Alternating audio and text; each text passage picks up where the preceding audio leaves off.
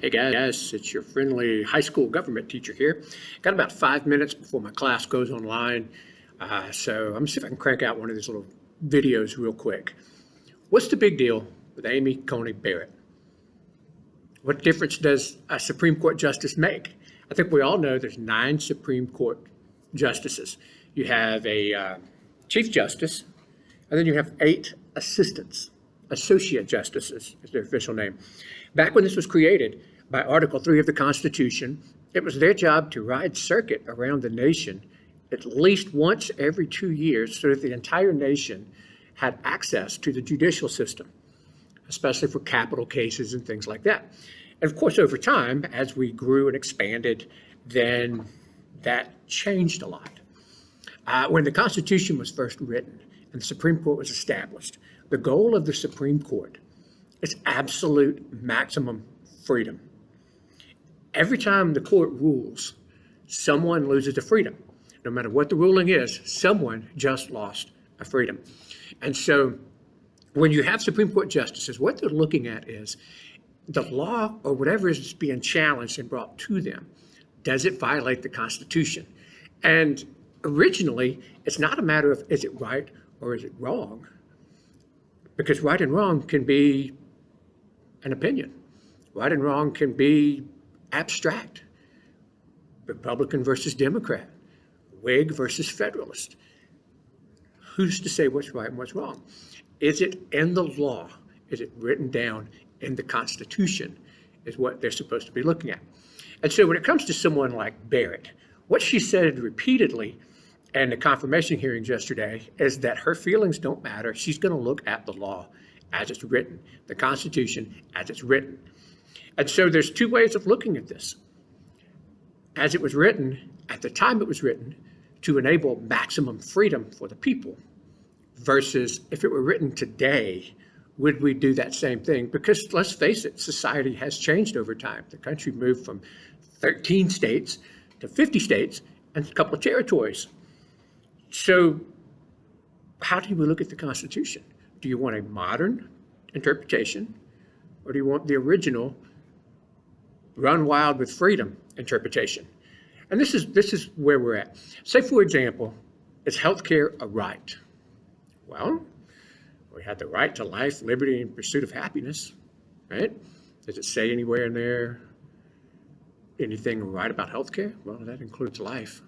Well, is anybody blocking you from getting it? Because a right doesn't mean I have to give it to you. It means you have the right to go after it. It's one interpretation. Versus if it's a right, I should be guaranteed it. You should help me get it, help me obtain it. Well, if I help you obtain it, that's going to take money and resources from someone else. So in order for you to get your right, I'm going to have to swap someone else's freedoms over and give it to you. Is money guaranteed? Is that a right? Because if it's not, then it can be removed from these people and shared over here. You see what I'm saying? There's a lot of interpretation open in these things.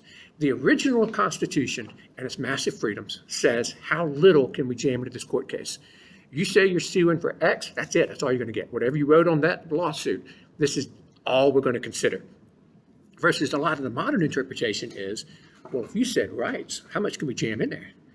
How much stuff can we poke and push in there? And so when you start studying the Supreme Court, what you'll find out is a lot of these groundbreaking, culture-changing lawsuits or suits that came out of the Supreme Court weren't really that big a deal ruling-wise. Take the Dred Scott case, for example.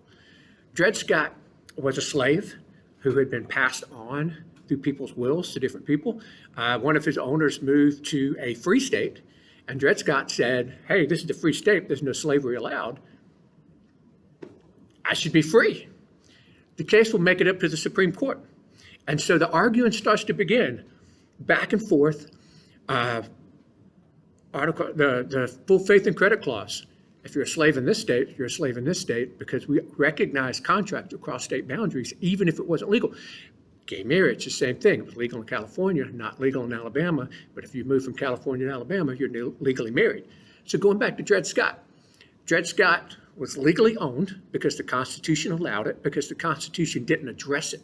There was nowhere where we said slavery was good. And in fact, there had been a movement since the day America was created to abolish slavery. But the freedoms were so wide that they left that up to the individual states. And the people of the state voted. And if they voted for slavery, they got it. If they voted against it, they got rid of it. All that was asked is that when the United States needs you, rise up, fight together, and then go back to your own separate, disagreeing places. So when Dred Scott sued, everybody's looking at this like, oh, here we go. Here's the Civil War, and all this stuff's going to start. It's going to be slavery versus anti-slavery. Do you know how that case actually turned out? He wasn't a citizen under the Constitution, so they did not have jurisdiction to hear his case. Boy, that's anticlimactic, isn't it? Yeah. And so they just said, look, according to the way you wrote this, and according to the law, this is not our case. And they dismissed it.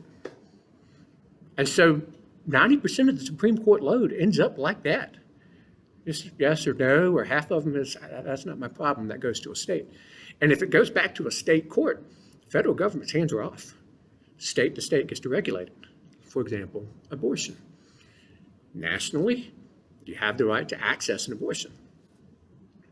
Roe versus Wade was about privacy. It was about who gets to decide whether you can have it or not. Can the doctor make you do it? Can the state make you do it? Nah, the ruling was your body, your choice. But how much access must be granted? Well, they didn't rule. That's a state-to-state issue. You go to California, you can get them as many as you want, as often as you want.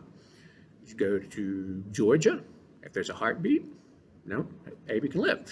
So what we're down to now is the definition of life. When does life begin? Well, heck, I don't know.